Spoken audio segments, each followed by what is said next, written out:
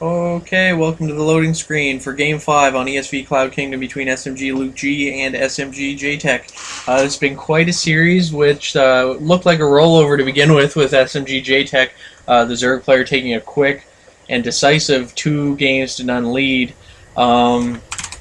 Then on Daybreak, where just as I was talking about how it was 3-0 and a sad day to beat Terran, we had Luke surprisingly take the game and bring it back to 2-1 and then use a Marine tank medevac elevator tactic to take the second game on Metropolis to make it 2-2. So now we have quite a good series. Furthering on ESV Cloud Kingdom here for Game 5.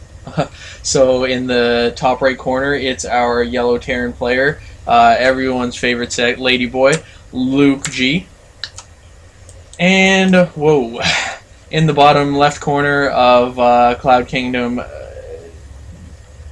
I forgot how to speak just there, in the bottom left of Cloud Kingdom, the Zerg player, SMGJtek. So I can't help but think that Jtek is a little bit on his heels now, having dropped the last 2 games after being in a very comfortable 2-0 lead. So it should be interesting to see how he reacts to those occurrences. Like I've said in the past games, Luke is a bit of an unpredictable player, so you never really know what to expect from him. You're definitely not going to be seeing any kind of standard build from him, that's for sure. As demonstrated by, once again, his 13 barracks. I don't know why he puts his barracks down on 13. Since it does nothing except just delays you from having Marines.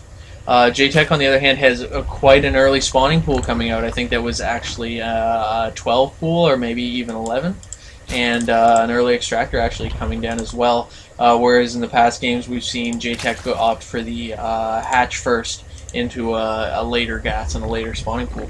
So we could very well be seeing some early aggression, and because I don't think we've seen a bunker at the natural of any of Luke's bases, this could be a quick game, but we'll have to wait and see.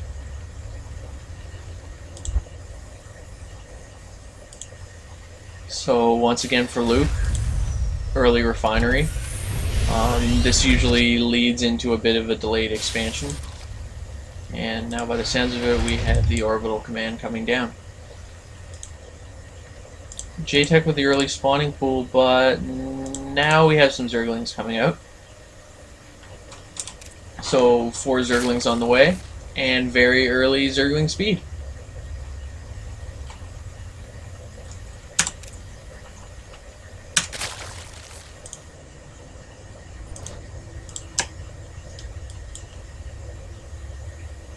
So Overlord poking his way in, he's going to see that that early gas, I think, that we've seen every game. Yep, there it is. He sees the early gas, having a peek around. So he knows that there's going to be some sort of early tech, as there so often is.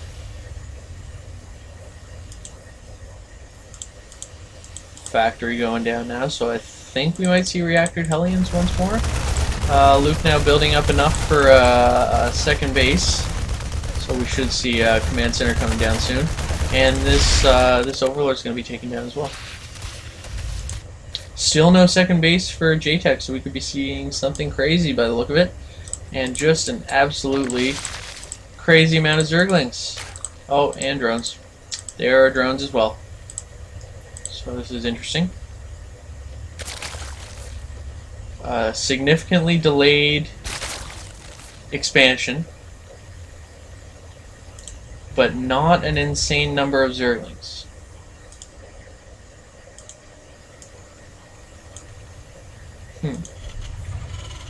Meanwhile, Luke putting down the reactor. Probably to make the switch into reactor. No reactored Hellions this time. He's actually going to reactor out the Marines, while single producing Hellions and starting his command center for his second base. Meanwhile, the Zerglings poking their way up, and Jtek now grabbing a second base, and he's putting down the Baneling nest, so we could be seeing him build up a good number of Zerglings for a Zergling Baneling bust. Maybe, possibly. Now Luke's switching over to the reactored factory, so he may very well have enough Hellions to deal with this at whatever point it comes. Baneling nest just about to finish, and a roach warren also going down. So, all right then. Oh, and that Hellion getting surrounded in the middle of the map, and I'd hate to be the person to tell his family what happened.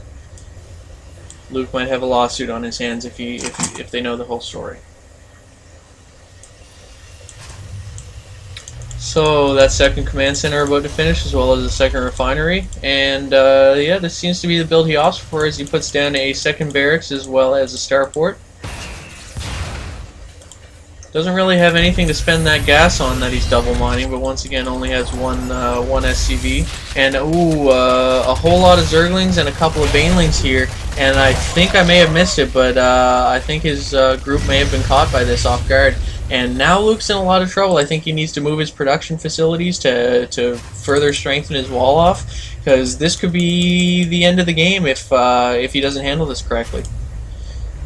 So sorry, the Banelings are out now. Jtek reinforcing a little bit, so he has enough Zerglings to stream in as soon as this wall comes down. And Luke... No, he's not walling off with his command center. Instead, he's just actually moving that off to the side in preparation to make his expansion. 4 Hellions down now, so... And the SCV's going to poke his way out just to see what's going on. Oh, and he's going to put a bunker down, but that's going to be probably the worst decision he's made in his life. And he's poking out, and this poor SCV is going to be finished. Now, 2 more Hellions coming out, so the longer Jtek waits to do this bust, the better shape Luke's going to be in. But now Jtek following it up with some roaches, which Hellions aren't particularly good at dealing with. And oh, Luke poking his way out and aggressively picking off these Zerglings and Banelings, so Jtek might not even have a composition to attack with, and actually 2 Hellions going down now, and Luke not microing quite as effectively. Banelings moving into the worker line now, and this could be painful if Luke doesn't get there in time.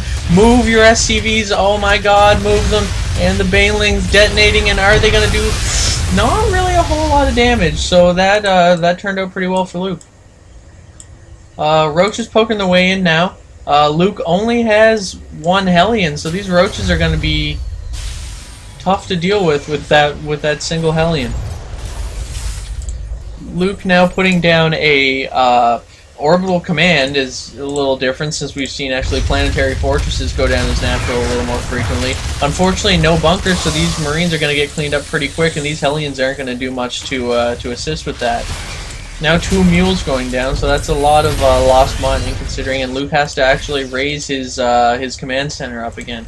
So that natural expansion being significantly delayed as more roaches come streaming in now.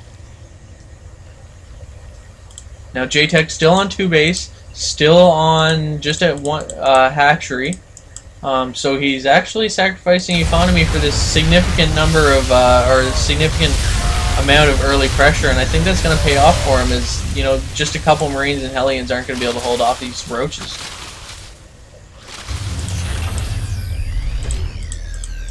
Now he's got just a crazy queue of barracks units coming out, but unfortunately just 1 Marauder at a time, and that's absolutely not going to deal with the craziness that Jtek is presenting at Luke's front door. 1 Marauder comes out now, but he needs to pull SCVs, or this is just... Am I wrong again? I'm wrong again. Oh man, and the 4 Marines and 1 Marauder hold these roaches off once again. More roaches pushing out along with Zerglings, but Luke's probably going to be able to hold this off as well, as he's got quite a queue of bio units coming out, and 2 engineering bays coming down now, so he's going to be looking to upgrade, but Jtek is just keeping the pressure on. I don't think 2 engineering bays were necessarily the best bet, as I think he should have just focused on spending his money on barracks units, and this aggression from Jtek might just pay off after a while. It looks like we have a planetary fortress going up now, but Jtek's going to focus that down as he sees what's going on with that. Luke's either going to need to cancel this and raise it up, or risk losing it by the look of it. These medevacs are, wow, just working so hard to keep these bio units alive, and Luke is going to surprisingly hold this off once again and get his planetary fortress up. Wow. Wow. Wow. Now Luke pushing back as Jtek is... Oh, and I don't know if it's a good idea to push out with this. I mean, that's a lot of Zergling, and he could just get us around. he could potentially just get us around with these Zerglings. So Luke's got to be careful. Jtek going up to layer tech now. Still off 2 bases, so I think it's quite likely that we're going to see some mutas come out. Jtek now grabbing a good number of banelings to deal with this push, so I think it's actually kind of risky, and Luke could be throwing the game by pushing out with this. Roach is coming out now as well. Wow.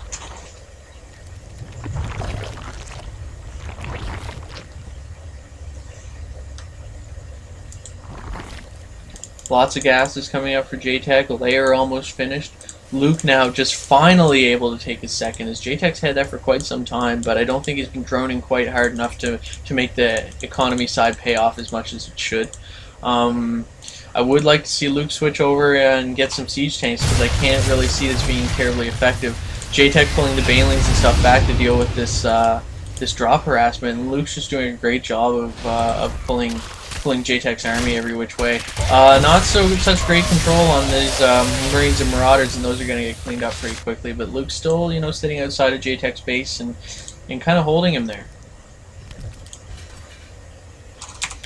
So as far as the unit count is concerned, we're looking at 22 Marines and 4 Marauders with 2 medevacs for Luke, 20 Marines and 5 Roaches with 6 Banelings for Jtek. So hard to say whether this is going to go one way or another at this point. Luke's still on 0-0 upgrades, unfortunately, but 1-1 is about to finish. Jtek, on the other hand, is still on 0-0 and doesn't have any evolution chambers. So as far as a ground army goes, there's not a whole lot of longevity with these Roaches and Lings and Banelings.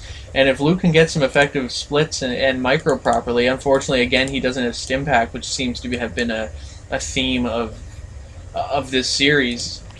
Regardless, if he can split and micro properly, he could win the game just with one engagement. And the longer this pans out, the better I think it is for Luke. Is barracks units are quite effective against unupgraded Roaches, especially, and I'm not sure that there are enough Zerglings or Banelings to give Jtek any type of advantage. The medevacs are here building up quite a bit of energy, and here is a huge engagement. Luke needs to split. Why isn't he splitting? Well, actually, the Marauder tank, holy smokes, the Marauder tanked that Baneling damage quite efficiently, and Jtek's saying LOL, and he GG's out, and Luke is up 3 games to 2. He's won the last 3. That's